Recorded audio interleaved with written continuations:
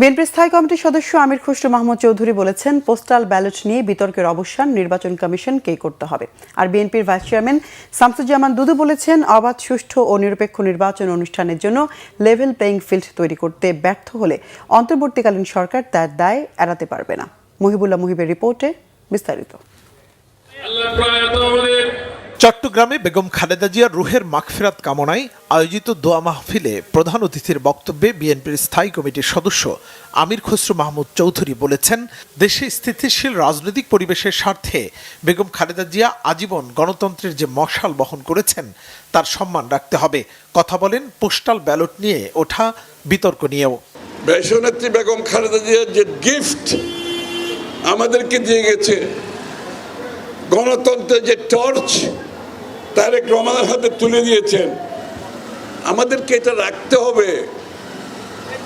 এটা রাজনীতির জন্য না, বাংলাদেশে একটি সুষ্ঠু রাজনৈতিক পরিবেশ সৃষ্টি করার জন্য এটা দরকার আছে। বাংলাদেশের স্থিতিশীলতার জন্য দরকার আছে। বাংলাদেশের পরস্পর সহানুভূতি সম্মানের জন্য এটা দরকার আছে।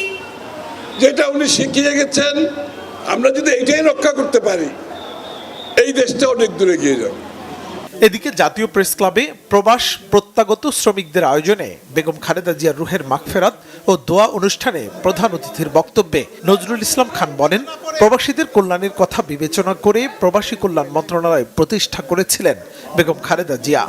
আমি অনুরোধ করব যে প্রবাস প্রত্যাগত শ্রমিক দলে যারা আছেন তারা প্রচারণা না, তারা যথার্থই প্রত্যাগত প্রবাসীদের বা প্রবাস প্রত্যাগত যাই বলুন, তাদের প্রকৃত কল্যাণের জন্য কাজ করবেন।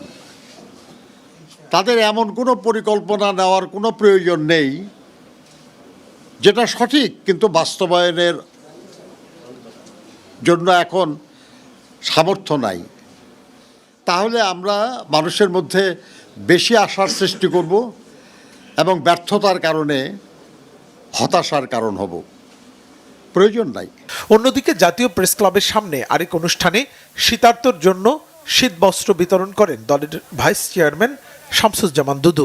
এ সময় তিনি বলেন, একটি আধুনিক, নিরাপদ ও সমৃদ্ধ বাংলাদেশ নির্মাণে তারেক রহমানের হাতকে শক্তিশালী করতে হবে। যে কোনো ষড়যন্ত্র মোকাবেলায় সবাইকে সজাগ থাকার আহ্বানও জানান শামসুজ্জামান দুদু। বিভিন্ন রাজনৈতিক দল বিভিন্ন কথা বলছে, যার একটি সরকারের সঙ্গে যাদের সব থেকে বেশি সম্পর্ক, সরকারও নির্বাচনের আগেই তাদের পক্ষে কথা বলেছে, সেই দলটি এনসিপি।